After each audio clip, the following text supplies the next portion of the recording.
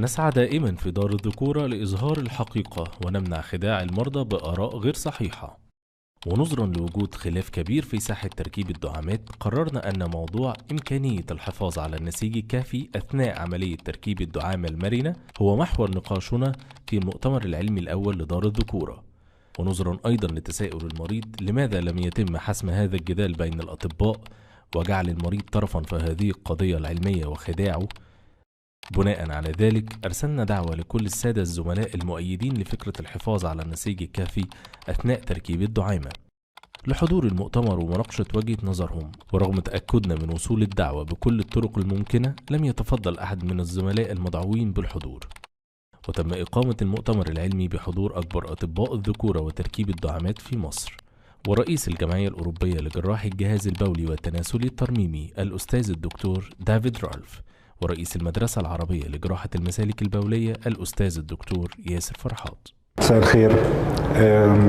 هو في موضوع ما انتوا اكيد كلكم سامعين عنه، الديبيت اللي حاصل في مصر وفي الميدل ايست حوالين امكانيه تركيب الدعامه المرنه مع الحفاظ على النسيج الكهفي او ما يسمى خارج النسيج الكهفي.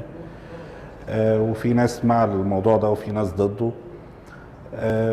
انا حبيت انتهز فرصه وجودنا مع بعض وفرصه وجود الدكتور ديفيد ودكتور ياسر فرحات ودكتور احمد راغب وكتير من الساده الزملاء اللي بيركبوا دعامات بمعدل كبير في مصر، وان احنا نفتح النقاش في الموضوع ده ونحاول نقفله.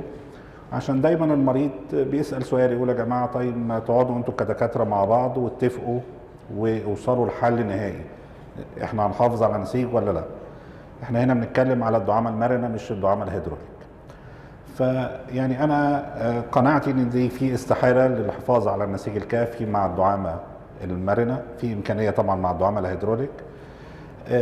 هعرض البرزنتيشن بتاعي، ولو يعني اتعشم لو في اي حد ليه وجهه نظر مخالفه يا ريت نتناقش، بحيث ان دي تكون فرصه ان احنا ننهي الحوار ده وننهي النقاش ده بالنسبه للمرضى ويتقفل الموضوع ده خالص. Malleable penile prosthesis implantation with sparring cavernous tissue, myth or reality? As you know, we have been shifting from expert-based practice to evidence-based medicine since a few decades. Evidence-based medicine considers three important pillars, including best knowledge supported by literature, patient expectation and values, and expertise of physicians. Evidence-based medicine show the importance of standard known methods that are reported in literature, with high grade of evidence and well-described and reproducible methods and results. Any other method or surgical technique should follow this scientific process before being integrated into practice. To kill a myth, we must fight it with fact. During this session, we will debunk the myth by framing it with reasonable and reliable facts.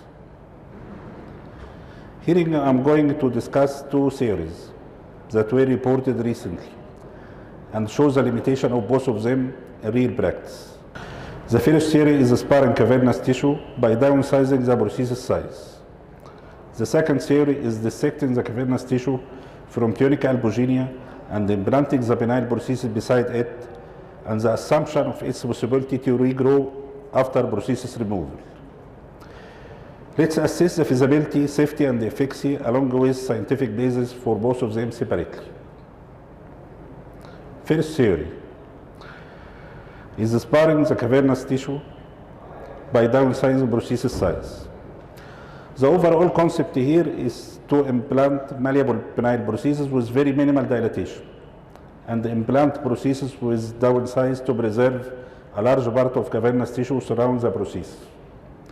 Honestly, I think it is a technically feasible approach which we already use for hydraulic prosthesis implantation. The theory originated from this research paper published on February 2019 in the Journal of Sexual Medicine with the title of Spontaneous Penile Tumescence by Sparing Cavernous Tissue in Course of Malleable Penile Prosthesis Implantation. We actually read the study with interest and provide critical revision to explain the limitation of this article. and published later in the same journal in July 2020. This was supervised by Dr. Arthur Bernard, the renowned professor of urology at Johns Hopkins. Our main concern including different aspects that we believe could have produced biased result in this study. These 6 points show our limitation and will be further discussed through the next slide. First point is the follow-up period for this study, which was just 1 month. This follow-up period is very short time to assess the success of the technique.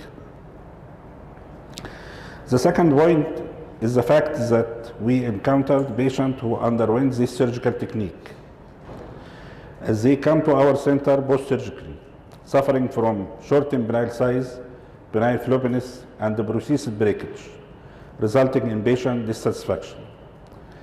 This is due to downsized prosthesis, which are unstable within corporal body. We felt compelled to replace the implanted prosthesis by another one larger in girth. The third point is that during revision surgery, we found no sparring cavernous tissue due to pressure necrosis of residual tissue.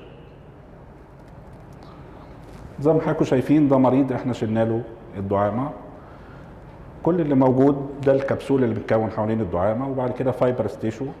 مفيش اي اثر للكافيرنس تيشو بشكلها المميز اللي احنا عارفينه.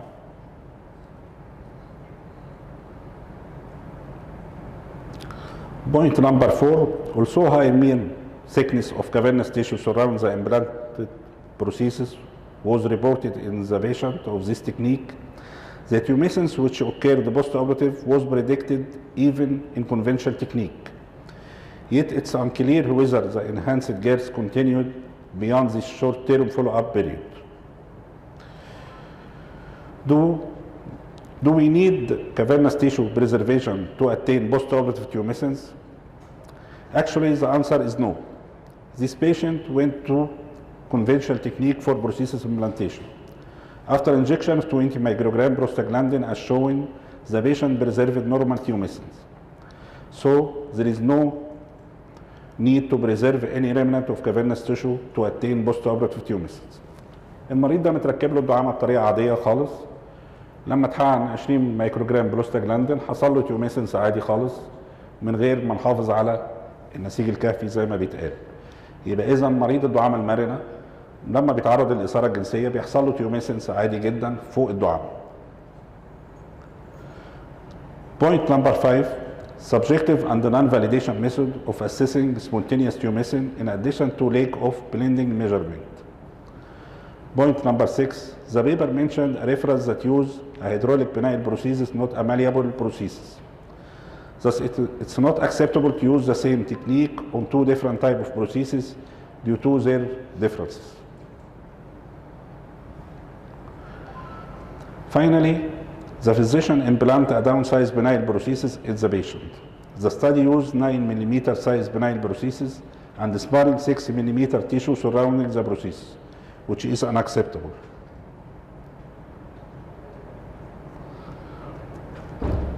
If we also go back to basics from Wilson book, we can find the following mention. Width of roots and ambicure is extremely important for long-term satisfaction. Wider is better. It's critical to place as wide model as possible since over time this prosthetic act as a tissue expander, compressing the corporal tissue. A good fit today with nice rigidity may be a floppy penis in as short as 2 years. The physician should try to implant larger suites possible as the most important determinant of axial rigidity is the girth.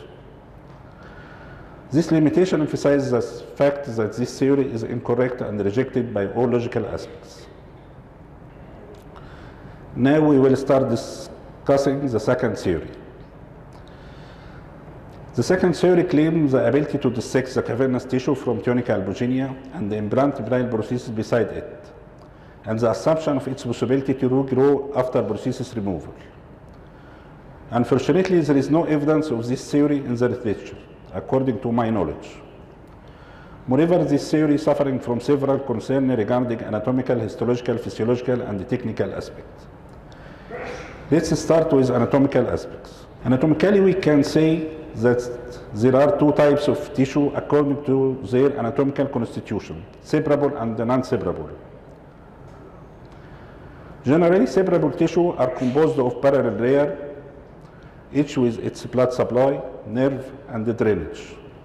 In penis, for example, we can separate the skin from dartus fascia from pars fascia, and the pars fascia from tunica albuginea, and create a plane of cleavage in between, and put something in between. In inflatable prosthesis implantation, for example, as you all know, the reservoir is placed in ectopic manner between the anterior abdominal wall muscle and transversalis fascia. The pump also can be placed between dartus muscle and testis. The second type of tissue is inseparable tissue. For example, a kidney and its capsule. We cannot separate renal tissue from its capsule without damage to renal tissue. The same in the testis and its capsule. I want to ask a question. Do you think there is any possibility to separate testicular tissue from tunica albuginea without damage to seminiferous tubules? And do you think it is possible to put something in between the tunica albuginea and seminiferous tubules without destroying it? Exactly as we all know, it is impossible to separate seminiferous tubules from tunica albuginea without damage to seminiferous tubules. And definitely there is no any possibility to put something between tunica albuginea and testicular tissue without damage to testicular tissue. The same idea is applied to cavernous tissue and tunica albuginea. Cavernous tissue is inseparable type of tissue, and any trial to separate it from tunica albuginea will cause tissue damage and death. This is a cross-section of corporal body. Shows that it's impossible to separate cavernous tissue from tunica albuginea.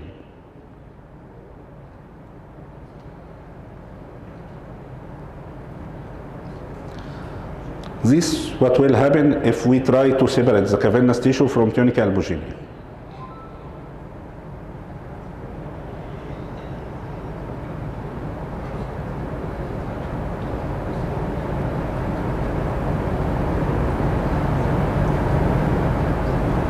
Total destruction.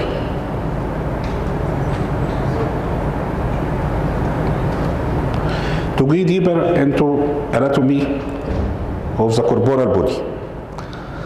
The blood enters corpora cavernosa through the cavernosal artery, which is split into helical artery, which push the blood towards the sinusoids. The sinusoids then drain the blood to the emissary veins. Emissary veins penetrate the tunica albuginea and drain the blood into circumflex veins. Thus, as we can see, any attempt to separate the cavernous tissue from tunica albuginea will result in cut the emissary veins, so cutting venous drainage of the cavernous tissue, causing tissue death and sloughing.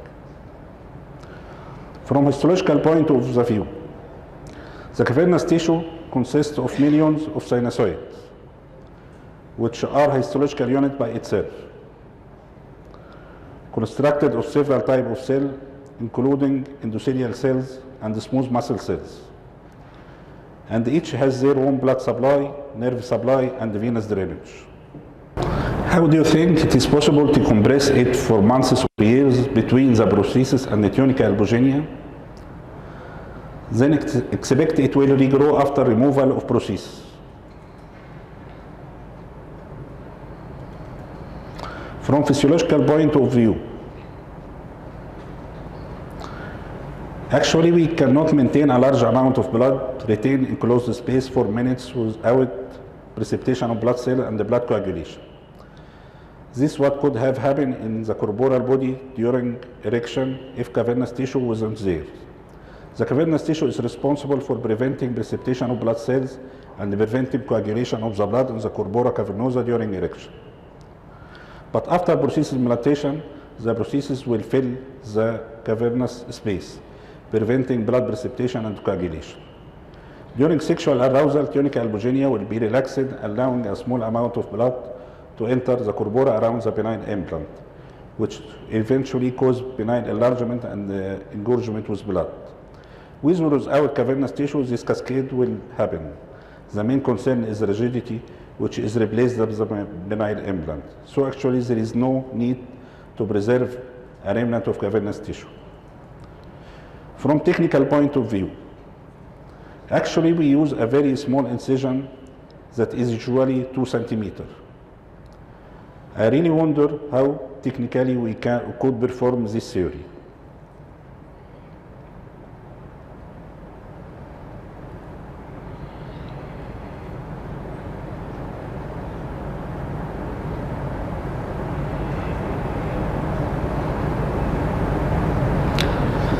Surgically, it is impossible to peel off the cavernous tissue from the tunica all over the length of the penis from such a small corporotomy, unless we will open the penis from suprapubic part to the glans penis, which is catastrophic and unrealistic. Even if that was implemented, what will be the action taken to do the same in the proximal part of the penis, which is embedded inside the pelvis? This part we work through it blindly using standard knowing methods. Thus, this technique is questionable and technically unapplicable. In conclusion, the first theory, which is leaving the cavernous tissue surrounding the penile prosthesis, is applicable. The second theory, which is putting the penile prosthesis beside the cavernous tissue that was peeled to the side, is unapplicable. The end result for both theories is the same. The left behind cavernous tissue will disappear due to pressure necrosis, causing small penile implant to move inside large corporal body, leading to shortening penile size, penile floppiness, and prosthesis breakage, resulting in patient dissatisfaction. The correct method for penile implantation is implanting penile implant as large as possible, which the cavernous body can carry. And to do that, there is no way to preserve any residual cavernous tissue. My take-home message here, we really must avoid surgical techniques that are not supported by enough evidence and stick to standard knowing method and evidence-based practice. Thank you.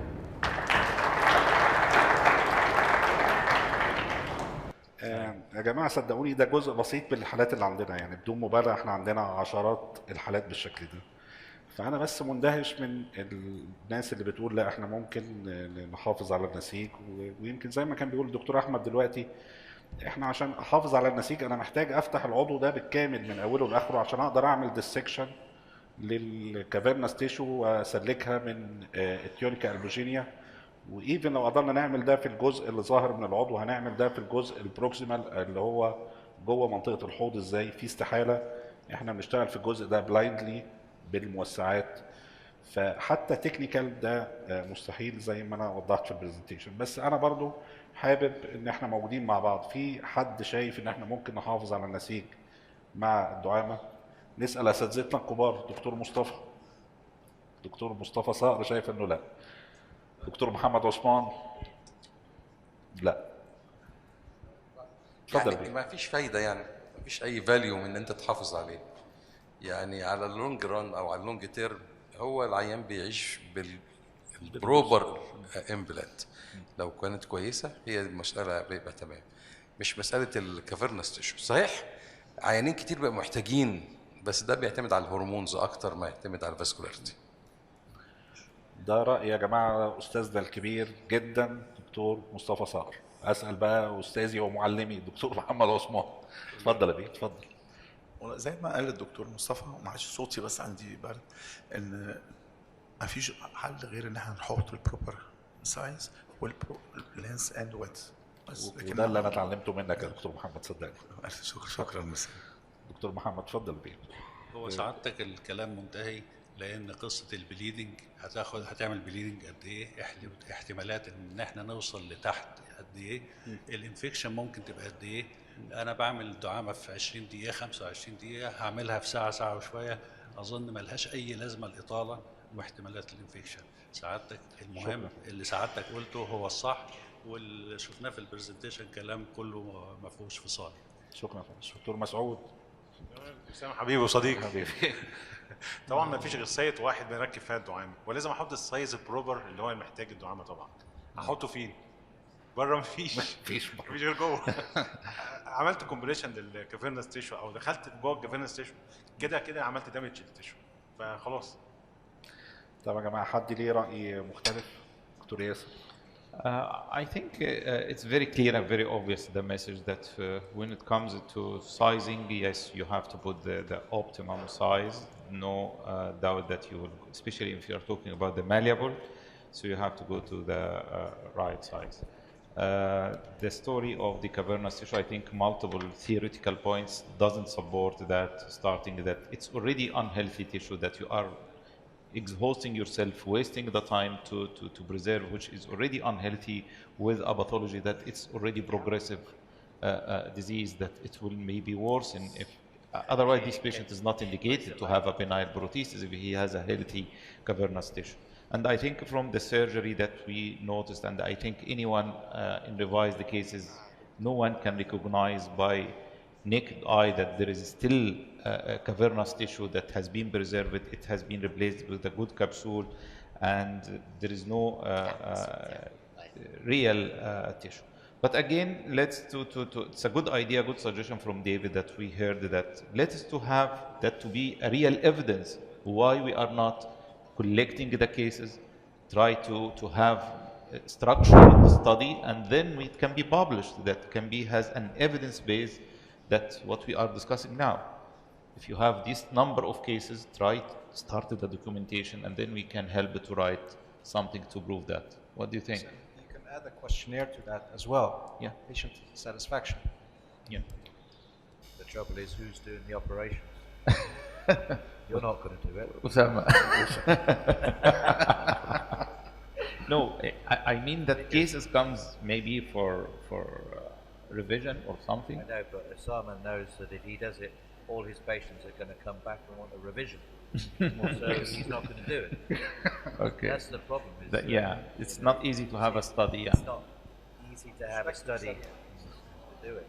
Yeah. Or it's unethical to do it. Exactly. But it will not be like a randomized prospective, but you can have a retrospective if you collect the data of such cases. It's not a strong evidence, but this could be a little bit reliable. السلام عليكم. دكتور أسامة. اهلا بيك. اهلا دكتور أسامة. انا اسامه الحصري. اهلا وسهلا. انا بس دكتور اسامه غطاس في الاول كان قال ان احنا عايزين ننهي الجدال في حته داخل النسيج او خارج النسيج. انا ليا وجهه نظر صغيره جدا ان احنا كلنا تقريبا بنشتغل بنفس التكنيك، وحته الحفاظ على النسيج او عدم الحفاظ على النسيج، المريض بقى عنده مشكله كبيره ان هو بقى ديسوشيتد جدا في الكلام اللي بيتقال في الميديا. يعني احنا بقى عندنا جزء كبير جدا، طبعا السوشيال ميديا والتي في والكلام ده كله هو اللي خلى العيانين ان هم يبداوا يبقوا ديسوشيتد ويبداوا يدخلوا في تفاصيل طبيه هم اصلا مش فاهمين هو ايه النسيج الكهفي. يعني هو المريض اللي بيدخل هو بيسمع من ده ومن ده ومن ده وبيروح للدكتور علشان يحصل على الخدمه الطبيه الممتازه. بدايه المشكله اصلا احنا مش عارفين مين اللي اخترعها، او بدايه المشكله مش عارفين ايه هي بدات ازاي، لدرجه ان فعلا المرضى بقت تقول يا دكتور انت هتعملي العمليه ازاي، وهتعملي العمليه جوه النسيج ولا بره النسيج. يعني هي كلمه بره النسيج دي انا مش شايف لها اي جزء من الواقعيه. وحته الحفاظ على النسيج الكهفي او عدمه، احنا كده كده بنimplant الدعامه بطريقه معينه. اعتقد ان احنا 90% مننا كلنا بنشتغل بنفس الطريقه، ومفيش حد بيحافظ على النسيج، او قليل قوي اللي بيعمل داون سايزنج للدعامه علشان يركب سايز اقل من السايز المطلوب للعيان. بيحصل، ولكن انا شايف ان احنا لازم نتحرى الدقه شويه في الكلام اللي احنا بنقوله السوشيال ميديا او التي في او الكلام ده، علشان المريض بقى يعني في جدل كبير جدا المريض بيدخل فيه مع الدكتور وفي الاخر ما بيوصلوش نتيجه، وفي الاخر العيان بيعمل العمليه بنفس الطريقه اللي هو بيعملها عندي او عند دكتور اسامه او عند دكتور احمد، دكتور ياسر، ايا كان، كلنا بنشتغل بنفس الطريقه. فانا شايف من وجهه نظري ان مفيش مجال للجدال الكبير اللي احنا عاملينه، وفلان بيطلع يتكلم ويقول فلان قال كذا وفلان قال كذا. انا من وجهه نظري الشخصيه ان احنا علشان نبدا نهاجم بعض على الميديا ده مش صح. وعلشان نبدا يعني نذم في بعضنا ونقول ده بيعمل وده بيعمل، اولا هو الموضوع كله تكنيك، والتكنيك واضح وصريح وما فيهوش لغط كتير علشان نتدخل في تفاصيل العمليه وندخل العيان في الموضوع، والعيان يقعد يقول يا دكتور لا ده الدكتور فلان بيعمل بالطريقه الفلانيه وهو اول ما نخترع التكنيك الفلاني. Yes, I really appreciate your comments. It's really very valid points. But let us to summarize here. Such a scientific meeting is very important to discuss internally what's the right thing. The second point is patient awareness is very important, and we should play a role in to have the community and patient awareness in the right direction, not to receive the information from unreliable resource. So I really appreciate your comments. I think patient awareness, we should all of us think about it, and having this gathering to have a consensus or an internal discussion about what's the current practice, what's the best practice that we can do. And I believe this first version, it's a good to initiate this discussion, and hopefully in the next versions we can have more consolidated consensus that we can have it if we can have a pre-agenda, so it will be prepared in advance before coming and discussing this point. I really appreciate, Usama, the points that you highlighted. Thank you. At the end of our conference today, I'd like to thank everyone who has contributed in enrichment of the scientific content of the conference. A special thanks to the distinguished speakers, and a special thanks to eminent attendees. See you at the next year of our scientific conference entitled The Newest Updates of Penile Prosthesis. Thank you.